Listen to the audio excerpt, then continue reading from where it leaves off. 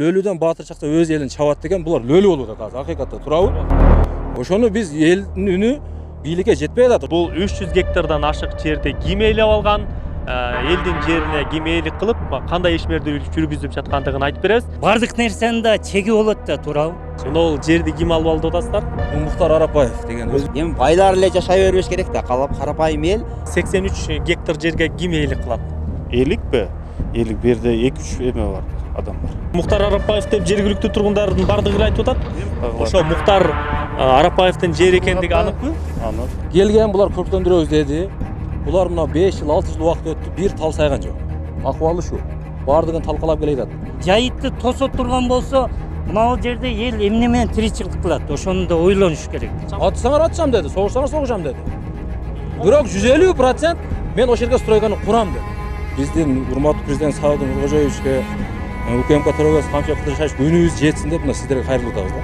Болду ушу ишин токтотуп, каяктан келсе ошол жака кетсин деген эле максат.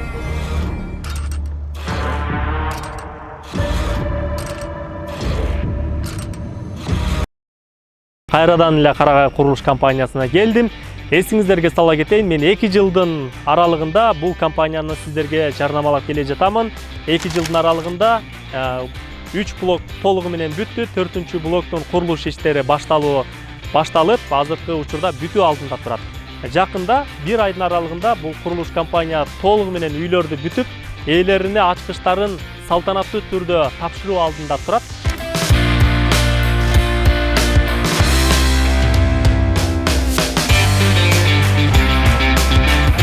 Негизи сиздер дагы Карагай курулуш компаниясынан үй алам дей турган болсоңуздар, же болбосо кандайдыр бир кененирээк маалыматты алам дей турган болсоңуздар, экран астында телефон номерлерди жазып койдум. Ал Карагай курулуш компаниясынын кызматкерлеринин номери. Ошол номерлерге чалыңыз, 24 саат бою сиздердин кызматыңыздарга жооп берет. Мен сиздер менен коштошомун кийинки 31 июль күнгө чейин.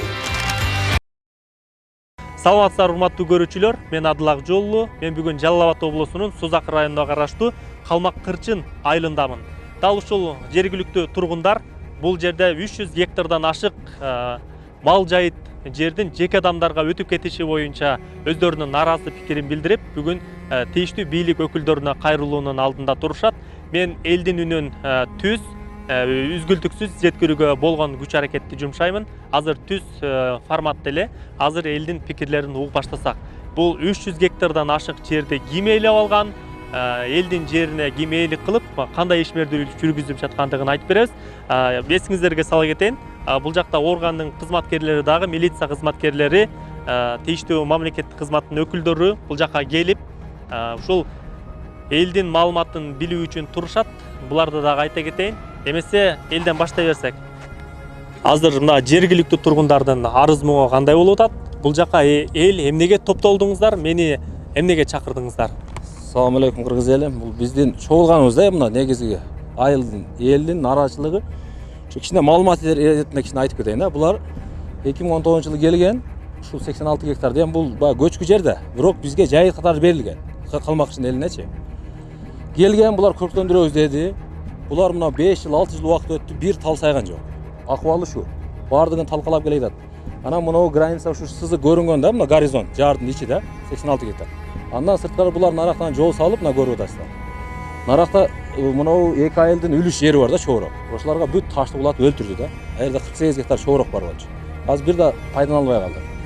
Анан биз айыл өкмөткө барып кайрылып, ээлери келди. Ээлер бардыгы мына жерде турат, үлүштөрдүн бардыгы бар. Биз барып булардын өздөрүнө келип айтканбыз, жаштыкча, ошонун ташын терип бергиле. Алар бизди тоготтогон жок. Андан айыл өкмөткө кайрылдык, районго кайрылдык, областка кайрылдык, СМБ, прокуратура бардыгына кайрылып келе атабыз да. Анан булар ушул келип бардыгын эми биздин айыл өкмөт чечет экен. Айыл өкмөткө жүктөлгөндө эле айыл өкмөт булардын арыгын чабып эле, ушулардын же акчасын жеп алган бар Арапаевдардын. Ушулардын гана сөзүн сүйлөп атат да, мына айыл башы өзү деле турат. Булар ушулардын сөзүн сүйлөп атат. Анан 86 гектар менен биз булар башында информация мынандай болуп келген. Булар бизге элге завод куруп беребиз деп келген да башында. Переработка болот, сүт, маслопром. Мына жакта бизде ал жалуу жаңа токойлор аз көрөсүздөр, мына кырдын нар жагында. Ошол жактан бардыгын мөмө жемиш тап келип, бир пункт кылабыз деген. Мындай бир ишкана курабыз, эл иштейт, бу жерде эч кандай. Анан булар аны өзгөртү дагы уже кашалай баштады. Азыр көрдүңүздөр да, бетондон тосуп, тосмолуп 86 гектарды кашалап атышат. Ал менен эле келгенден кийин булар дагы 230 гектарды биздин мына БС 2 Саты Калмак Кырчын айылынын жайлоо жайытын бардыгын алып атышат. Андан сырткары 230 гектар. Мына кырдын нар жагындачы. Анан уже эл каяка барышты билбей, акыры ушу элге бир биздин урматтуу президент Саадын Нуркожоевичке УКМК төрөгөсү Камчы Кыдыршевич күнүбүз жетсин деп мына сиздерге кайрылып атабыз да. Биздин максат ошо. Ушу элге калыс чечип берсе, элдин жайытын элге берсе ошол эле биздин максат. Эми бул жерден азыр негизги максат эми адамдар чогуу ала албай калды. Анан малыңарды киргизип жайыт. Азыр мына каша болгон болсо бизде мынаяк менен жайлоо менен байланыш үзүлөт да, жол жок, бардыгын жабат буларчы. Анан булар наракка дагы бир бизнес проект кылып атышыптыр. Неме боюнча, лыжный база боюнчачы. Алар лыжный база сүрө турган болсо, мына жерде 1000 гектар жаңы токойлор кетет. Канча жылдан бери аерде өстүрүп, көрктөндүргөн. Бардык токойлордун бардыгы катастрофа болот да. Азыр өнерлер жолдорду сүргөн үчүн жаракалар пайда болуп, көчкү коркунучу пайда болуп атат да. Азыр жамгыр жааган сайын может наракка мынау көчкү наракада чоңоюп кетиш ыктымалдыгы болуп атат да. Буну ар кандай эмелерден алып келип, териштирип, жанагы неме боюнча жана эмне деп коет, экотең инспекция келген, булар мына жерде мыйзамсыз бузган жерлерге 5 миллион 900 миң сом штраф да салган. Бирок аны да төлөгөн жок да. Бул өзү биздин эле кулун. Муктар Арапбаевчи, Муктар Арапбаев деген. Баягы кыргызда бир макал бар да, лөлүдөн баатыр чакта өз элин чабат деген, булар лөлү болуп атат. Акыйкатта турабы? Ошону биз элдин үнү бийликке жетпей атат ошо Токотер жериндечи.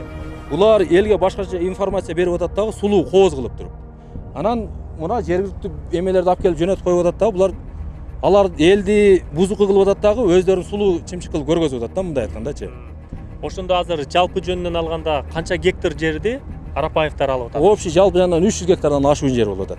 230 гектар лесхоздун жери. 86 гектар мурда Хромбек азыр Көгарт айыл өкмөтүнүн жайытын алып атат да.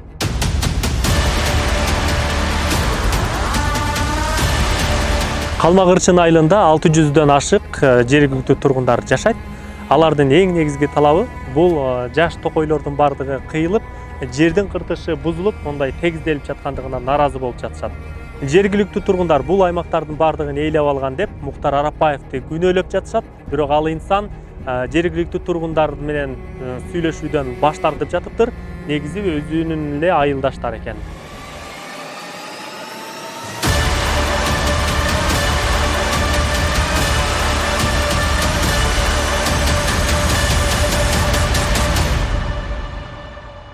Чоң атасы Арапбайды баары тааныйт. Атасы Абдылажан деп мугалим болуп иштеген, ушул жерде жашаган, өзү мына бул жерде.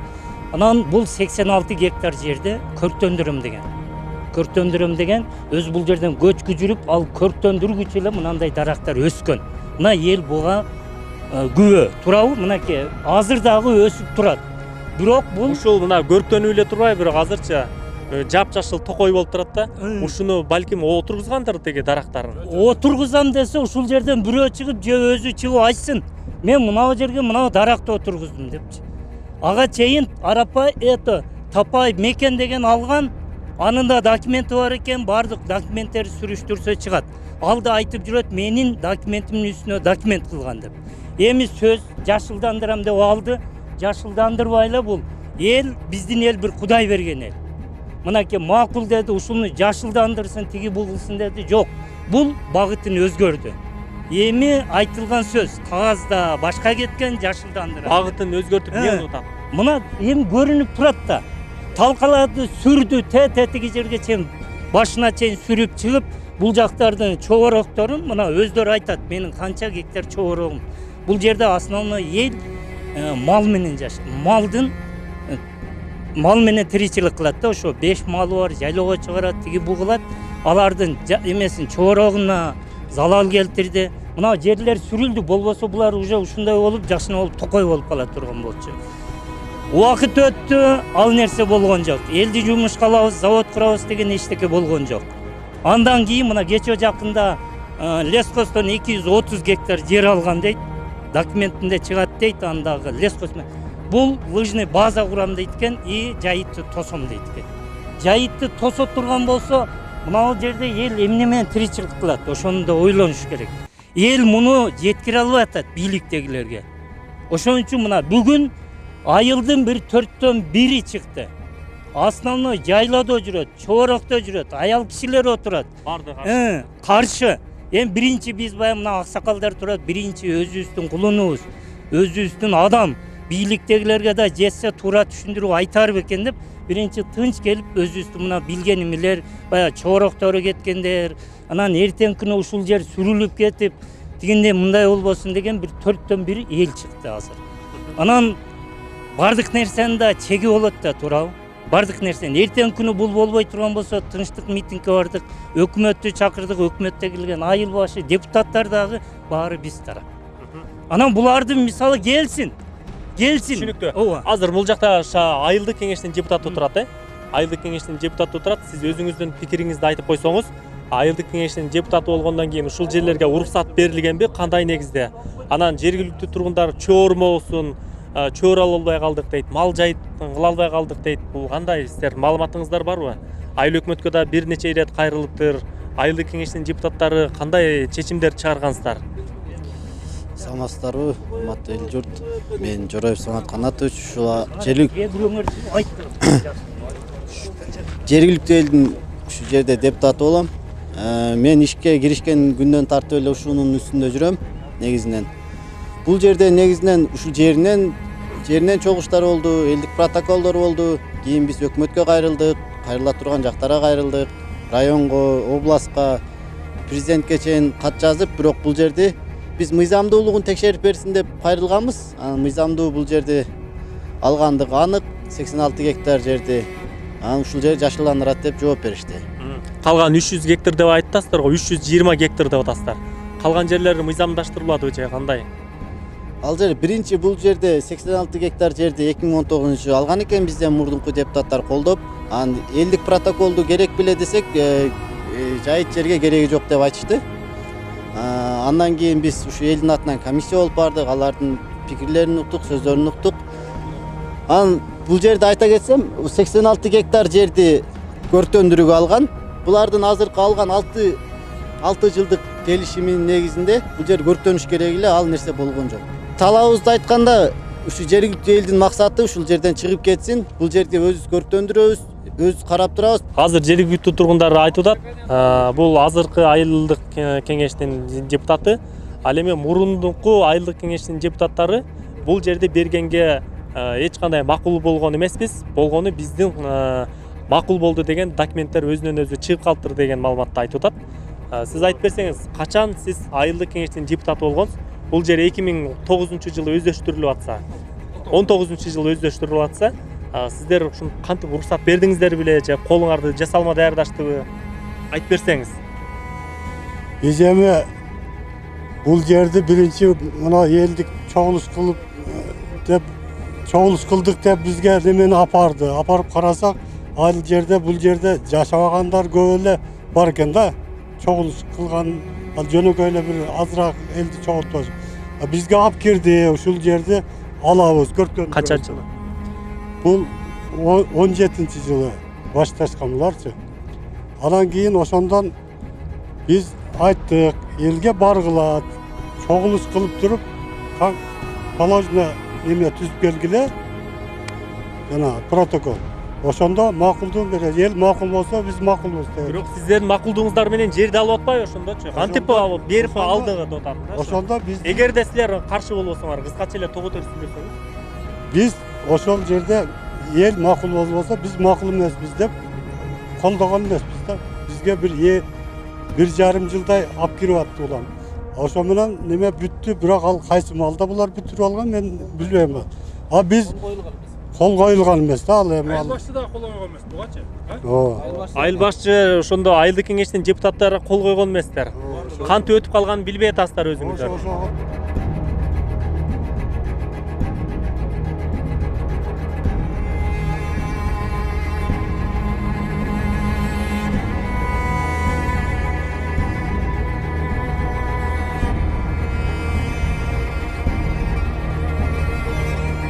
Үлүшкө тийген чоорогубуз болчу. Сот тиги ушу 1.17 болсо керек мен. Үлүшкө тийген. 1.20 да. Баары таш болуп жатат азыр. Элдин баардыгы бар азыр бу жерде. Ошо таш болуп алгыла дебиз, албайт бирок. Эмне себептен таш болуп калды? Мына жолдон чыккан ташты силердин чогурмоңорго койдубу же эмне болду? Жок. Түшүндүрүп Оны айтсаңыз. жолду казганда таш кулап биздин чорок толуп калды. Ошону ал элек. Демек 4-5 жыл болуп калды. анда мөре чогура албай атасыздар азыр, э? Техникалар жүрбөйт эле. Бизде общий мына 48 түтүндүкү да, жерде бир 50 гектардай жер бар чогорок. Ошонун бир 80%-ин аз таш басып калды да. Эми бу жерде аз бардыгын эле жалпайым баары биринен айта бербей. Мени мага тиешелүү 1,5 гектар чогорок бар болчу жерде. Булар ошо мынау документ кызыл сызыктан чыгып, отдельно мынау наркы жол турбайбы? Ал эч кандай документке кирген эмес. Булар өзүн билдемдик менен биз ошондо дагы келгенбиз да, ошо жол сүрүп атканда кандай болду биякта жол бар эле го. Ошого менен чыга бербейсиңер десек, биз буну техниканы алып чыгыш үчүн гана кылып атабыз. А буну кайта ордуна калыбына келтиребиз деген. Сүргөн жерде кандай калбай биз силер ушундай кылып кайта ондоп коебуз деген маалымат болгон да. Ошо сүргөн жолдон кулаган таш туура ошол жерде түз жай чогорокко кулап, мына 5 жылдан бери биз бир дагы ошондой чогуруп албай атабыз азыр. Ал өзү бизде мамлекеттин тарабынан бизге үлүш кылып бөлүп берген жер. Бул Ар жерде бир жанга 13 сотиктенчи. мына бул жерди ким алып алды деп атасыздар? Бул Мухтар Арапаев деген. Мухтар Арапаевка. Өзүңүздөрдүн тууганыңыздар ушул айылдын тургуну Мухтар Арапаевка түшүндүрүп айттыңыздарбы? Ал өзү Эмне деп атат ал киши? Ал киши келбей атат бизге. Ортодо мына техниканы иштеткен бир немеси бар, бунун Зулбукар эме деген. Салпиев Нурбек деген, Карачолок деген айылдан болот өзүчү. Ушуну ортого салып коет. Ал өзүнүн кызыкчылыгы бар, менде 20 техникасы бар. Ал арендасын алганда сүйүнүп атат. Ал келет, мен ошо неменин өкүлүмүн, Арапаевдин. Бизнес партнерумун. Бул мамлекетке эч кандай немеси деле жок. Бул мамлекеттик ишкана деле эмес бул. Бир чеке бир бизнесмен, частниктердин немеси да бул. Булар эртең бери гостиницалар салабыз деп атат. Бир булганычтуу жер кылабыз деп атат да, мындай айткандачы. Бул элге такыр бизди бир жаарга такып атат тупиккечи. Ушул жерди ээлеп алган адамдар Арапаев деп атасыңар, ат фамилиясын айтып, өзүңөрдүн тургунуңар экен, өзүңөр барып сүйлөшүп, айтып, элде ушундай нааразычылык болуп атат деп түшүндүрүп айттыңыздарбы? Алардан кандай жооптор болду? Алар менен эми биздин адамдар ушу айыл башы, эл башы дегендерибиз бар биздин айылыбызда өзү. Ошолор барып сүйлөшүп атат, жакшы эле сүйлөшүүлөр жүргүзүп атат. Бирок алар элдин үнүн укпай жатат да, мындайча бир сөз менен айтканда. Элдин үнүнө, ошо элдин айткан талаптарына мындай эле өтө кайдыгер мамиле жасап коюп атат. Арапбаев Мухтар деген. Ошол башында туруп атат, бул иштин башында ошол киши турат экен. Эми ал киши деле мындайча айтканда мына биздин карапайым эл айтайын деген ойлорундагы жеткиликтүү айта албай жатат да. Бул эми карапайым эл айылдын тургундары ушу 4 түлүк мал менен жашайт да. Ошо менен 2 уюн айдап алып күн көргөндөр деле бар арабызда. Эми бул жайыттардын баардыгын алып койгон болсо ошол адамдар кандай болуп жан сактайт, бала чакасын, келечегин кандай кылып курат? Бардыгы эле ушу мындай бүдөмүк болуп калып атат. Эми байлар эле жашай бербеш керек да. Карапайым эл эми бирөөгө зыян келтирбегенден кийин өзүнүн баягы нукура жашоосун, тиригилигин секин өткөрүп, айылдын баягы журт атанып, эл атанып, айыл жери кала бериш керек да. Бардык өзү мамлекет деле ошо айылдардан чоңоюп барып анан түзүлөт өзү негизи. Ошон үчүн бул жерде карапайым элдин негизги көйгөйү ушул өзүнүн айыл эли ээлеген жери, ошо ата бабадан калган жер. Кайра биз азыркы жашап аткан тургундар дагы жакшылыгына жашап, мындан кийинки келечек муундарга ушул бүтүн боюнча эми мындай стихийный бедствие болуп кетпесе, андан ошо бүтүн боюнча келечекке өткөрүп берели деген эле жакшы үмүт менен турушат бардыгы. Булардын эми мен азыр дагы бир 2 маселе боюнча айтып кетейин. Мына бул биздин көзүбүзгө көрүнүп турган жардын түбүндө көлдөр бар да. Алар эми мурда булар келгичеңди эми көл болуп агып чыгып турган. Булар келгенден кийин ошону көл кылып мындай тегеретип тосуп койгон жери бар эле. Анан ошо болгондон кийин эми жаш балдар чыгып, эми кызыгат да көл болгондон кийин. 1-2 жуунуп жүрүшкөн болот. Анан биздин бир Нусут деген досубуздун баласы ошол жерге барып, эми көлгө түшөйүл деп, аларда эми мектепте эми жаңы бүткөн балдар болгон. Ошол жерде киринип атып, бир кырсыкка учураганда, эми секирип туура эмес жерге таштап алганбы, кырсык болуп, ошол аяшуулубуз азыр баспай калган. Бул дагы эми ошол эми бардык нерсе Алладан, бирок ошол нерсе себеп болуп калдыбы деп атабыз да. Эми ал бала азыр баспайт. 3-4 жыл болуп калды. 4 жыл болуп калды окшойт го чамаан.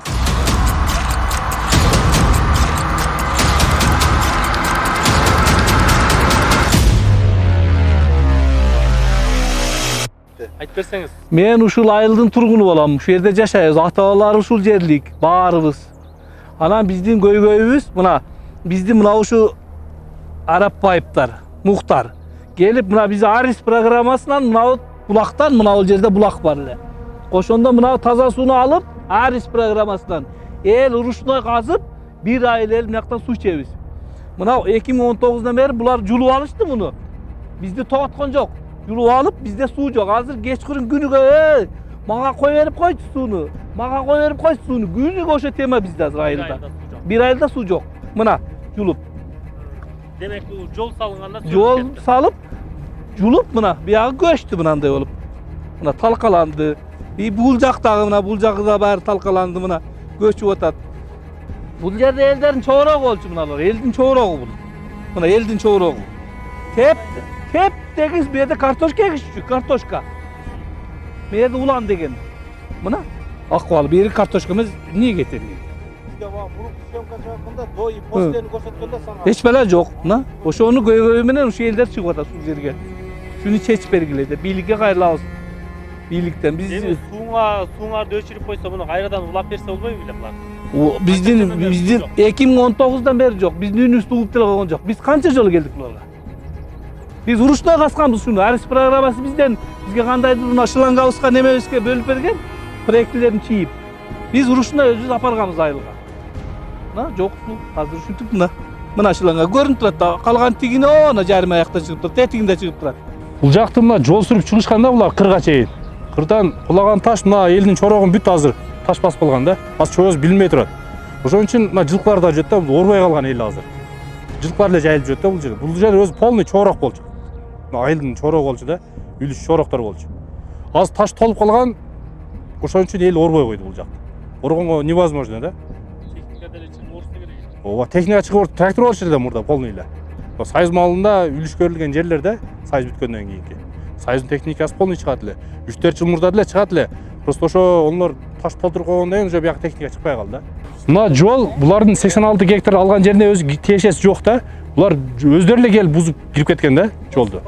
Басмачы катары эле келип бейлеп алган да кыскасы. Анан буга туризм деди, акча төлөп койдук дейт. Болгону. 515 миңби? 515 төлөп бир дагы калагандай эле бузуп шүйтүп кетип калды да. Мындай законго таяп келгенде бир 20 миллион сомдогу сатыбайт да бугачы. Шунча жерди бузганы бир 100 миллион сомдук алды азырлар. Ошунун себебинен мына көчкү болсо мына айылдын баардыгын басып да калчу. Бизди бир тупик алып келип такап ататтыларчы. Тупик эле бир эч айлабыз кетти, бир каяка барып районго барсаң айыл өкмөтүң бар дейт, айыл өкмөт ушулардын гана сөзүн сүйлөп. Элди бүдөмүк кылып эч жака чыгарбай ататтыларчы.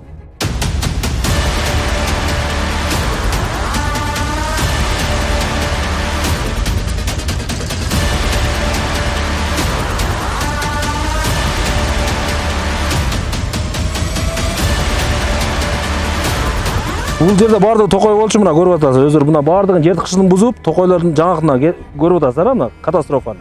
Азыр баа 232 гектар боюнча мына ушул жакта. Ошо чокудан бери аз алып атышат буларчы.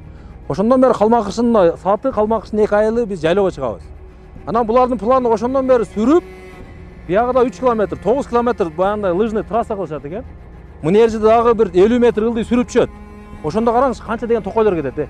Мунун баардыгы ушу бир баа жеткиз нерсе да. Мунун баардыгын мамлекет каякта карап атат билбейм. Бул мына азыр лесхоз чара көрүш керек болчу буга. Экотехинспекция келип чара көрүш керек болчу.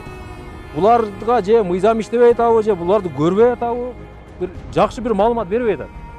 Буну ушу биз эл ушу акыйкатты көрсүн деп мына сиздерге кайрылып атабыз да. Мына өзүңүз көзүңүздөр менен көрүп атасыздар. Мына канча 100 жылда жетилет жаңак эң кеч жетилген мына арчадан кийинки эле жаңак. Мына жок дегенде 80 жылдык жаңак да. Мунун астында канча деген жаңак жатат азырчы? Көмүп койгон. Булар билбейм, буларга мыйзам иштейби, иштебейби, же булар ушундай адамдарбы биз түшүнбөй атабыз. Ошону бир Токой ушул бизге мен бала чакама караган жер 9-10 гектар жерде документтери бар. Жылдан арендасын төлөйбүз гектарына. Болбосо эми жаңагын төлөйбүз. Анан мына Мухтар Арапаев деген келип алып мынтип каалагандагы сөз сүрдүрүп жаңактарды мынтип неме кылып атат. О жерде кичине кибитке тамсалган, ошонун үстүнөн бери сүрүп талкалап атат баары. Оны колоттун ичинен суу чыгарам деп канча жерди касты. Андан суу жамгыр жааган сайын аңгылып жеп кетип атат бул жака. Анан эми дагы пасайтабыз да. Мына көрүнүп турат жаңактар. Канча деген жаңак. Мына бийиктиги бир 50 метрден мындай бийик барлы болчу. Мына тоо болчу да, мына жерде жабын аркы бети му деген тамгар эле. Ошол ооз немеден көрүнүп турат эле жолдон. Ошону тегиздеп таштады. Эми дагы тегиздейбиз да, мына жакта дагы түшкөн жер бар. Ошого барабар кылып тегиздейм деп неме кылып атат.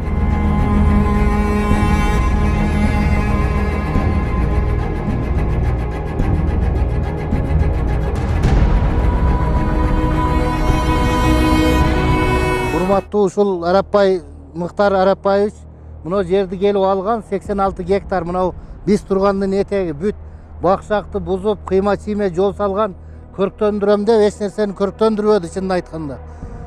Наоборот, мына калың жиш токойлорубузду бузуп атат. Бу жерде кызыл китепке кирген токойлор бар. Мисалы үчүн чычырканак, долоно, итмурут көп нерселер бар эле. Ушу мынанын баардыгын тосуп, элдин мындай мен түшүнгөндөн закон деген элдин кызматында болуш керек да, элден жогору турбаш керек. Анан булар жең ичинен документтерди бүтүрүшүп, элди карабай, элдин алдына бир келип, ака-ука андай мындай деп бир темаларды да айтышпады, эч нерсени айтпады. Просто курук бир нерселерди обещать этишти. Ишкана курабыз, андай кылабыз, мындай кылабыз, мындай болот, дегендей болот. Анын бир да нерсеси болгон жок. Бизге ишканасынын эч кандай кереги жок.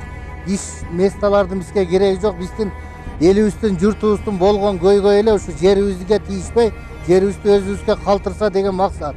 Мынакей түртүп, мына сууларымнан алдында көл бар, бүт сарыгып, уже мынау атылып кете турган мезгилге келип атат.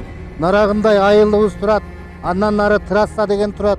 Ушуларды токтотсо, элди туура түшүнүп, өзүбүздүн кулунубуз, акаларыбыз мындай кылбаш керек эле. Жер кыртышын ушинтип бузулуп, биягында мына көрүнбөй турат. Бир канчаган жерлерди жол салып, бияка чыгып келишти. Ушу мына сиздерди чакырганыбыздын себеби ушу биздин үнүбүздү бир түшүнүп, угуп, жогорку станцияларга жеткирип койсо деген эле максат. Биздин полный эли журтубуздун максат тилеги бир эле. Болду, ушу ишин токтотуп, каяктан келсе ошол жака кетсин деген эле максат. Жерди казбасын, чукубасын, болгон природабызды бала чакага, кийинки бала чакабызга да калтырышыбыз керек да. Биздин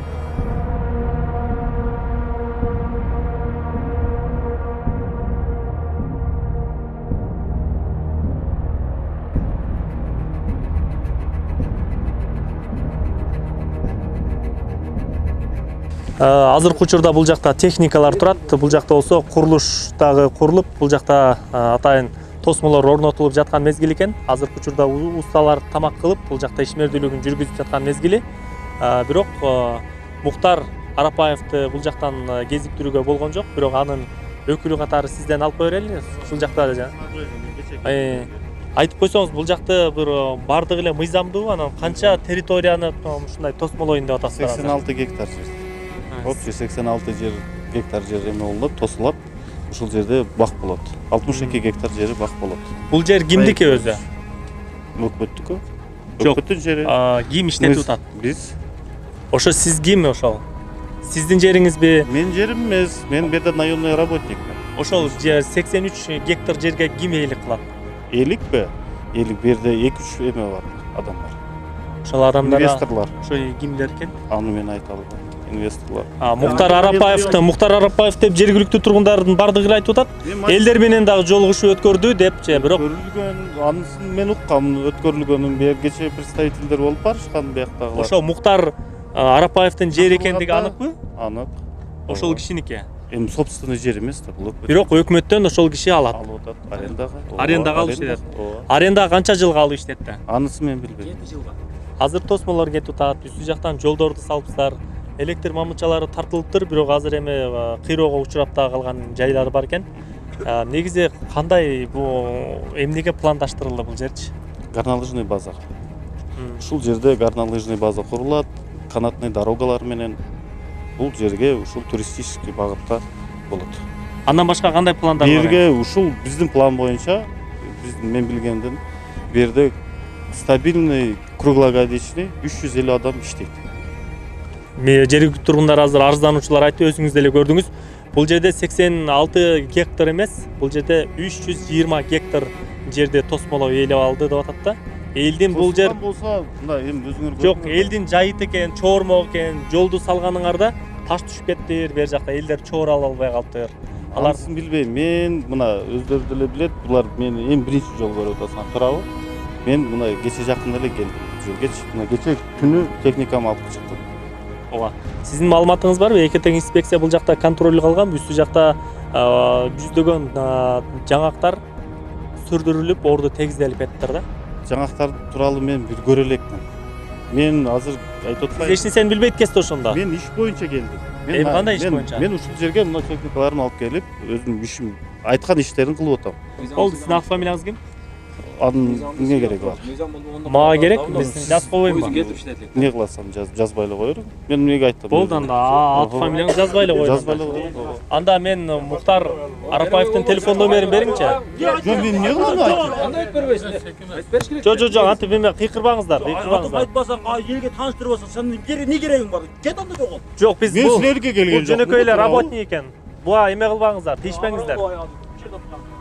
Сиздин немеңиз барбы, жокпу? Колдон келбейт. Телефон номерлер барбы? Жетекчилик менен кантип байланышабыз? Ошо номерин берип койсоңуз, биз ошол өздөрү менен байланышалы, анткени сизде бул жакта функционалдык укугуңуз жок турбайбы? Телефон номерин жазып алайын, Кимден? Мухтар Арапаевдин мына 83 гектар алма кырчындагы жер боюнча келдик эле да. 83 гектар жерди кандай багытта пайдаланып атасыңар? Мыйзамдуубу, документиңер барбы? Телефонун өчүрүп койду. Бирок азыр эми биз бул киши берди, өкүлү деп. Өкүлү менен байланышсак, ооба менмин деди, бирок телефону недоступен болуп калды. Демек, жооп берүүдөн баш тартты деп эле түшүнсөк болот болчу. Эгерде мыйзамдуу болсо, бардыгы так анык боло турган болсо, маалыматын көргөзүп, документтерин көргөзүп, ушунча эл турат, ушу элдин алдына чыгып айтып койсо болмок да, негизичи. Анан бизге сиз айтып коюңуз жетекчилерге. Биз алардын үнүн укканга даярбыз. Өзүңөрдүн чындыгыңарды айткыла. Анан эртең журналист менин сөзүмдү укпай коюптур дебегиле.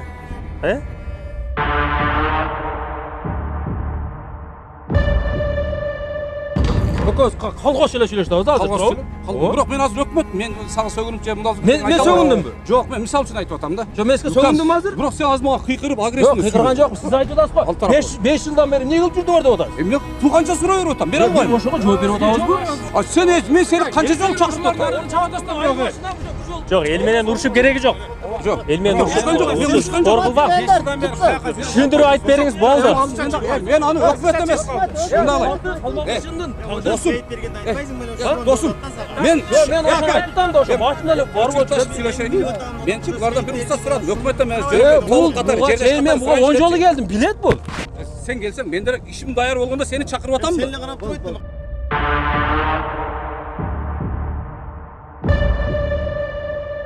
Представители Сальпиев Нурбек. Ошондо айтты, мен 150% гарантия берем деди, сиздин атыңызды айтты. Мен ошо жерге курам деди. Кааласаң каалабасаң деди. Анан биз каяка барабыз, ошо айла жок, сизге ошончо кайрылып атабыз. Элдер менен айтты, атсаңар мен атсам. Атсаңар атсам деди, согушсаңар согушам деди. Бирок 150% мен ошо жерге стройканы курам деди. Бирок ал жерге стройка курганга сиз болбойт деп атасыз. Бүгүнкү күндө мыйзамдык кагаздарын көрсөтө алган жок. Курулуш курууга көчө тегүүгө кагаздары бар экен. Уруксат документтери бар экен. Көчө тегүүгө көчкө болгон жерге. Айыл өкмөткө көчө теге турганын көрсөттү. А курулуш кура тургандарына бүгүнкү күндө даяр кагаз документтери жок.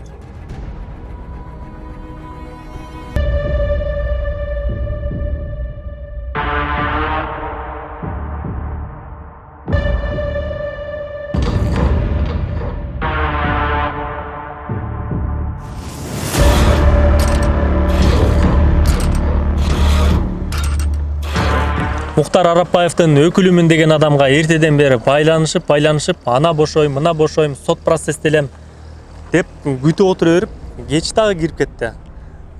Кетишибиз керек эле, элге маалыматты эртерээк берипчи. Же маалыматты бербейбиз дебейт, беребиз дейт, бирок бизди күттүргөн.